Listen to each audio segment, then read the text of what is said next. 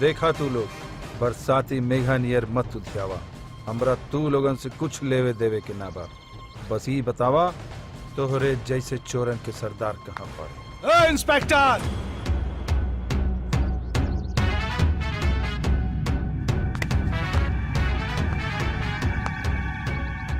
हम यहाँ बाड़े।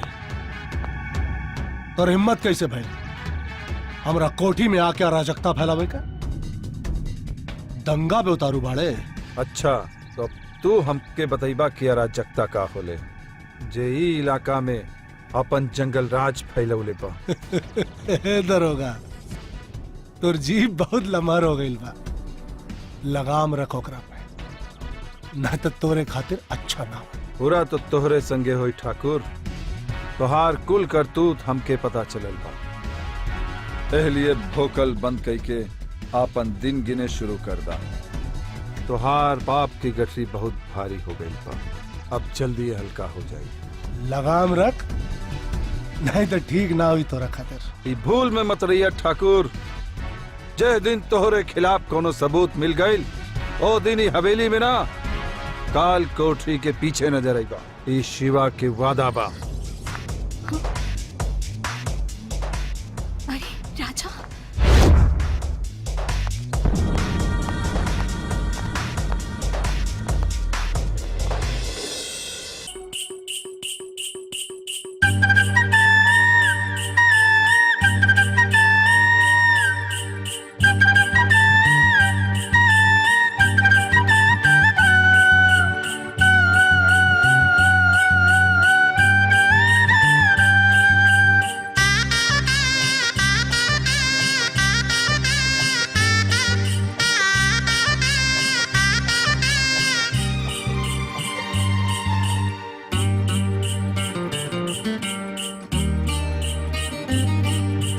अचरा के ओट से अब न निहारा, हाँ अब न निहारा। दिल पे हाथ धाके हमके पुकारा, दिल पे हाथ धाके हमके पुकारा।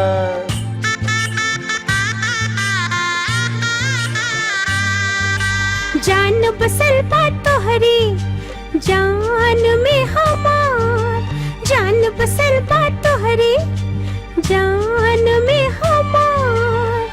जान तोहार हो गइल, जान तोहार हो गइल।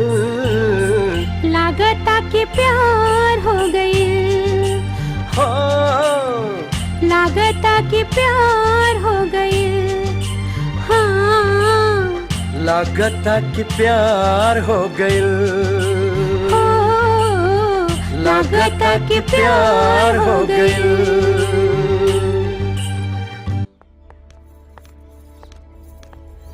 वो देखा।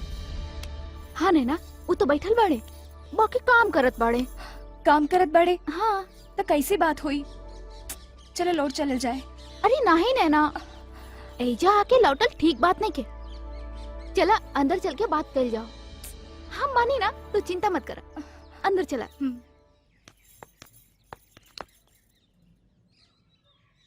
अरे मर्दे पप्पू, काहे सबका सलूट करत हवा? का करी साहब, आदत पड़ गई बा। आज तक एक चौकी में केहू छोट आदमी तो आयल ना, वही से। हाँ ये बात तो तू सही कहत हवा। देखा यहू जो आइल बाड़ी ना, यहू बड़ी बाप की बेटी बाड़ी। का हो गई तोहरे बाप की कचहरी में? तोहार सुनवाई ना हो पाइल का? जौन तो के यहाँ आवे के पड़ल? केकरे खिलाफ रिपोर्ट लिखावे के बा? अरे अपने बाप से कहती तो। हर काम में अगर भाई बाप मदद ना कर पाउले तो? ऐसन कौन बात बा? तू हमरा के पहचानत ना बाड़ा? हाँ इतना पहचान तो बा कि हम तो के ठाकुर रघुराज प्रताप की हवेली में देखे रहली, और तू शायद उनकर बिटिया बाड़ू। इससे ज्यादा और का पहचान चाहिए? तोरा के कुछ ना याद बा? का याद दिलावल चाहत बाड़ू? अरे जब हमार तो से कोनो मुलाकात तय ना बा। कहा तोरा हमसे कोनो मुलाकात ना बा? ए राजा, ऐसन मत कहा। हम तोरा से बहुत प्यार करीला। और अच्छा तो तू अपने बाप के संगे मिलके हमरा खिलाफ कोनो साजिश रचत बाड़ू। तोहरा के पढ़ा लिखा के भेजले बाड़े, यहू में चाल आखिर तू तो वही बाप की बेटी वालू ना, जे दूसरा के बहन बेटी के अपन जागीर समझेला। अरे अरे राजा, तू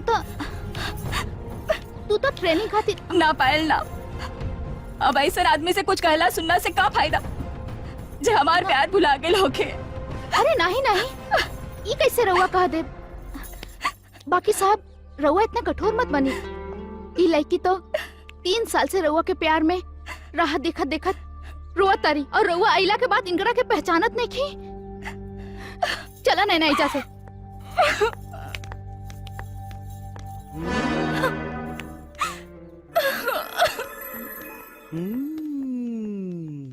ई का माजरा बा साहेब? चुप करा पप्पू, जापानी ले आवा। अच्छा साहब, खोपड़ी खराब कर देला जा हमार। तनी ले आओ तनी।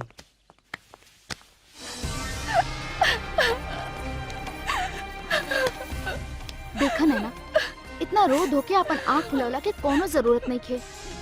हम तो ये कहब कि तू अब राजा के बुलावे के कोशिश करा, ना तो तोहर आगे की जिंदगी पहाड़ हो जाई।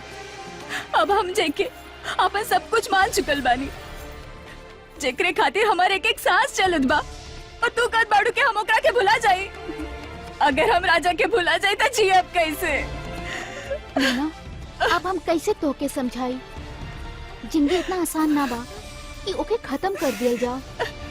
ये बात ना हमहू कहत बाड़ी कि जवन राजा हमरे साथ जे मरे के वादा कइले, वो सब कैसे भुला जाई पायल? हमके तो लागत बा जरूर कुछ न कुछ गड़बड़ बा। अगर तोके ई लागत बने ना, तो चल के पता लगावल जाओ। पर कैसे? हम बानी नो, तू चिंता मत कर नैना। तो ठीक बा, हमनी लोगन के असलियत के पता लगावे के बा। हाँ नैना।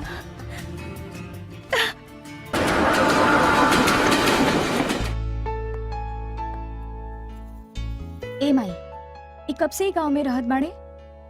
अरे बिटिया, जब से एकर जन्म भइल रहे तब से यही गांव में रहत बाड़न। अब उनकर नौकरी लग गई तो चल गए बाड़न। एगो बात बताई माई, इनकर नाम राजा बाना? इतना पूछताछ काहे करत बाड़ू? ना माई, बाकी इनकर एगो बड़ भाई बाड़े ना, बिल्कुल इन्हीं से मिलत जुलत।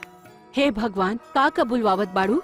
अरे हमरा बिटवा से मिले के बात तो अलग बा, लेकिन इतना पूछताछ काहे करत बाड़ू?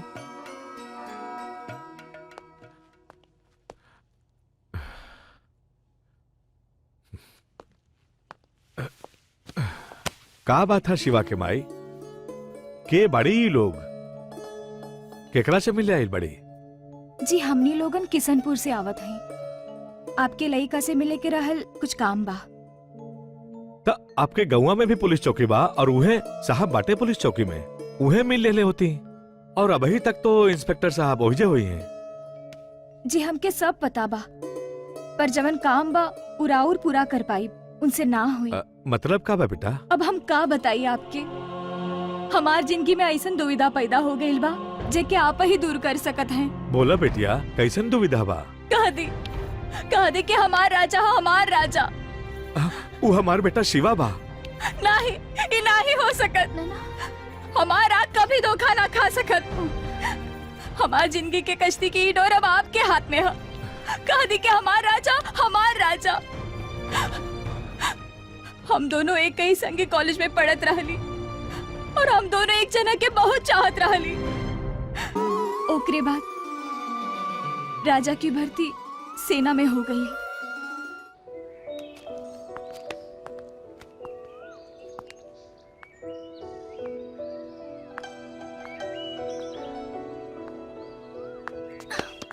नैना,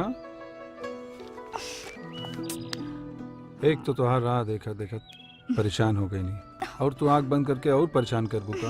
बिना देख ले हमके कैसे छीन गईला? तोहरा आवे से पहले तोहरा खुशबू के बयान आ जाला हमरे पास। आज हम इतना खुश बानी और तू फिर से देर कर देलू। का बात बा, जवन आज इतना खुश दिखाई देत बाड़ा, तनिक हमहू के पता चले कि कौन सोतन बिया हमार कि तो के खुश करे के काम कर देलेस। अरे सौतन उतन कुछ न बिया, तू सुनबू तो तू खुश हो जाइबू। अब खाली बुझने बुझाई कि बतेबो करब। हमारा आज तक के मनसा पूरा हो गई। हमार सिलेक्शन भारतीय सेना में हो गई। बाकी एगो बात बा। का? हमके कुछ दिन के ट्रेनिंग खातिर जाए के बा। तो चिंता मत करा, हम जल्दी ही वापस आ जाए। नैना, ए नैना, तू इतना रोइबू तो हम कैसे जाए? हम तो के रोबत ना देख सकत हैं। तू एगो देशभक्त सिपाही के होखे वाली पत्नी वाली ना, हिम्मत से काम ला। हम अपने आप के कितना भी मजबूत करें, लेकिन हम तो उसे दूर ना रह पाए। हमार जान चल जाए राजा, हम तो के जात ना देख पाए। अरे कुछ दिन के तो बात बा, फिर तो हम दोनों लोगन के जिंदगी भर साथे रहे के बानी। कुछ दिन के अंधियारी रात बा, फिर तो अजोरे अजोर बा ना। पर ये जवन अनिहार बा, हम क्यों से डर बा। अरे इतना डराए की जरूरत ना बा। तू इतना कमजोर हो जाइबू तो हमरे पीछे भैया भौजी और सब उन्हों लोगन के तो ख्याल रखे बा ना। और हमार ख्याल के रखी राजा, नौकरी हमेशा घरवाली के सौत हो खेले। हम तोहरे बिना ना रह पाए, हमार जेल मोहाल हो जाए राजा।